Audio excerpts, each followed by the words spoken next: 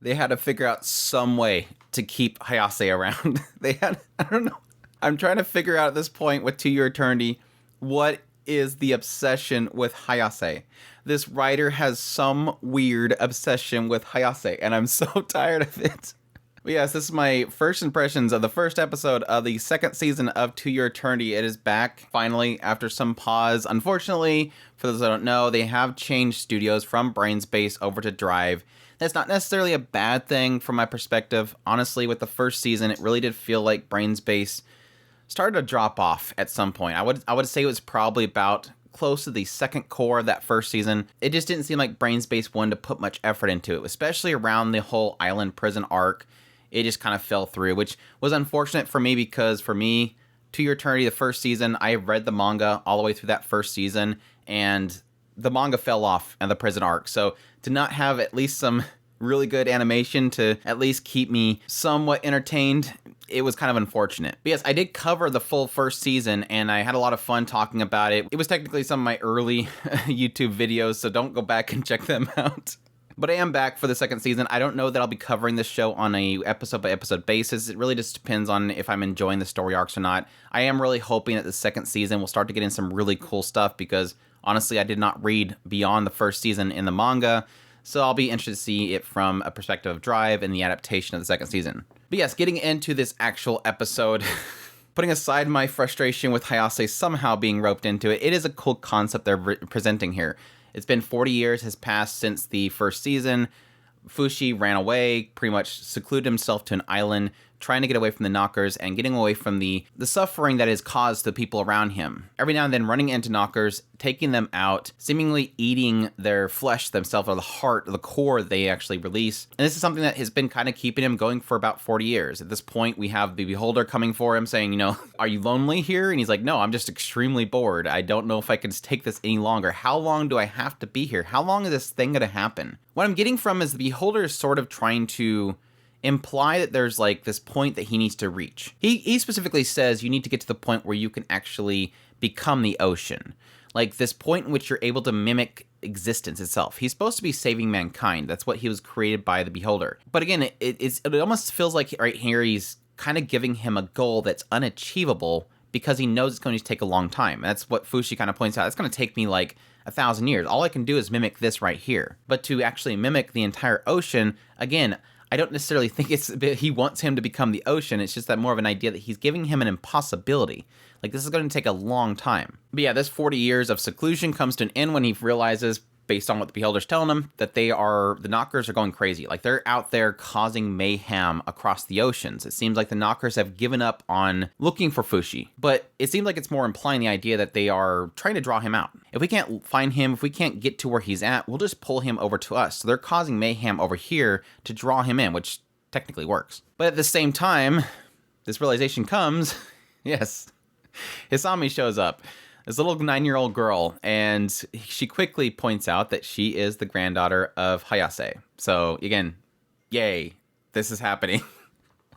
It seems to point out that yes, her grandmother is dead. Hayase is dead at this point, but it seems as if she's actually passed herself down to Hisame in two ways. They've kind of point this out, that Hisame is supposed to be the reincarnation of Hayase. The Beholder kind of puts some weight to this in claiming that what humans call spirits is called this Fae. And essentially, he believes that there is a possibility that if Hayase's Fae is strong enough, if her will is strong enough, there is a chance that they could take that spirit, that Fae, and implant it into another flesh. So that could be a possibility, but the Beholder, at least according to him, they won't retain their memories. So yes, Hayase could be Hisame. That's really what they're doing here. That's like I said, that's my frustration. It's like they had to figure out some way to keep Hayase around, and that is through her spirit essentially going into Hisame. Now again, the Beholder claims that she doesn't remember anything, like her memories are gone, but, quote me now, there will be a time where Hisame will suddenly start talking like Hayase. Quote me on it, it's gonna happen. There's no way they're going through this much effort not to play on that somehow. That Hayase's obsession will still end up manifesting through Hisame. And then I'm going to want to shut it down. I'm so sick of Hayase. Like, she was literally the stain of the first season. Like, I could not understand her. I hated her. The thing that it is technically building into is that Hisame is a part of the Guardians. Like, they created their own religion. This kind of was developing back when they were on the prison island. They were basically building this entire religion around Fushi. And yes, obviously he escaped from that. But it seemed like that continued. Hayase continued this religion, this guardians aspect of Fushi. They wanted to basically worship Fushi. And so for this 40 years, they've been developing this religion, this guardians, which, yes, later on is pointed out as being just an excuse for them to capture Fushi again. Like, there is a belief that, no, these guardians, all they wanted to do was capture Fushi, and they did it twice. But then what Hisame says is, no, that's folklore.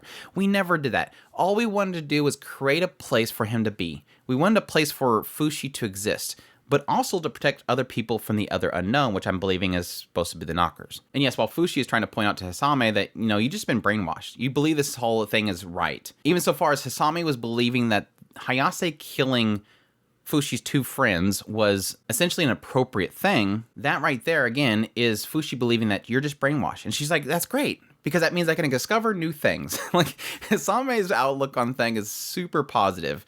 You can point out that her entire life is a lie, but she's happy about that. But again, her focus still is on the fact of her being a guardian, that she is supposed to continue this thing that Hayase wanted. But yes, the other aspect that Hisame, they reveal, is that she has literally a knocker in her arm. The one that was inside of Hayase was transported to Hisame's mother and then to Hisame herself. I guess. I don't know. I don't know what that's going to turn into being. Again, that was technically something that infected Hayase, and she kind of accepted it. And it was something that kind of continued on. Typically, whenever they get infected by this, it controls them. But it always seems like, at least with Hayase and her bloodline, they've been somehow able to control it by feeding it blood, and it's still acknowledging them. So will that turn into being, I don't know, like a third faction? The Hayase knockers? I don't know what it's going to turn into be, but it's weird. And it's something that Hisame, like, treasures. Like, even when Fushi wants to remove it, get this doctor to remove it, she's like, no, I don't want to remove it. That could possibly be the way they're going to try to rope in Hayase later on, is that having that in her arm manifests all of Hayase's dreams. Like, normally moving a fae from one person to another, or a spirit from one person to another, removes their memories, but maybe those memories live in the knocker that's in her arm. But yes, the other big shocker in this episode was obviously going towards the end part, having this random person that showed up. I don't know why I didn't place it. I guess it's because it's been so long, but there's this random person that shows up that's with Fushi, and she even points out immediately, don't the knockers usually come after you, Fushi? It's like, wait, how do you know who I am? Oh, we've heard the tales of this immortal white-haired boy that goes around. The knockers are always after him. The guardians go from village to village and always praise this person, Fushi, so everybody knows about Fushi. But yes, that could still be true, but no, it was the fact that, yes, this is Tonari. Like, this lady that randomly shows up is Tonari. I like the callback, honestly, later on when they're eating dinner together and they're serving all this tea, and eventually at some point she brings up these bats and how she used to eat these bats all the time even though they're poisonous. Oh yeah, I tried these other ones too. It made me sick. I thought I was going to die, but I kept taking them. And it was all to point out, yeah, I really like that Western Morning Glory, which again is a huge callback, and it makes perfect sense because what happened over and over again in the first season? Hayase loved that Morning Glory, loved poisoning people with that Morning Glory. So I don't know, maybe she assumed eventually, they tricked me once, they're not going to trick me again. Could be. But again, it was a cool callback, and I don't know, I wasn't a huge fan of Tonari. I might turn into a fan of Tonari at this point, just because, again, the rivalry between Hayase and Tonari through Hisame, anything that can possibly get rid of her, I don't know. Like, it sucks because Hisame's cute. Like, she's super cute, adorable. I love her. She's very devoted, and she's willing to accept the idea that she is basically brainwashed. She's willing to accept the idea that things aren't what they really seem. But at the same time, she's still, like, again, going to end up eventually becoming Hayase. I just know it. So I'm not going to accept it. But yeah, we'll see where it goes from here. It was a good start. The pacing was a little bit off. The visuals weren't insane. But again, I wasn't really expecting it to be insane. Drive is a good studio, but they're not insane studio. But at the same time, anything's better than that second half of To Your Eternity. It was cool to see that they actually utilized Yuroi. Yuroi was like, whenever he changes into Yuroi, he has the explosive arrows, so that's kind of cool. Additionally, I did like the fact that over the 40 years, it really does feel like Fushi mentally has changed a lot. Like, he's no longer kind of the robotic voice person. I mean, he was getting to that point with the first season, but it really feels like he has fully matured a personality at this point. So he really did feel like he was much different than he was in the first season. The OP was... I love that song. Like, so I love the OP song so much. They did give it new visuals, but it was, I want to admit that I was a little bit disappointed that they didn't get a new song for the OP, even though I really love Pink Blood. It's like a super good song. But anyhow, I hope you guys enjoyed this video. As always, if you did, make sure to hit that like button down below. Comment, let me know what you guys are thinking. Is it exciting for you guys? Are you sick of Hayase too?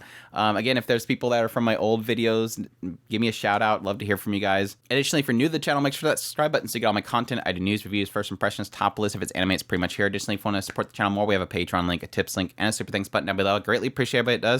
And y'all take care.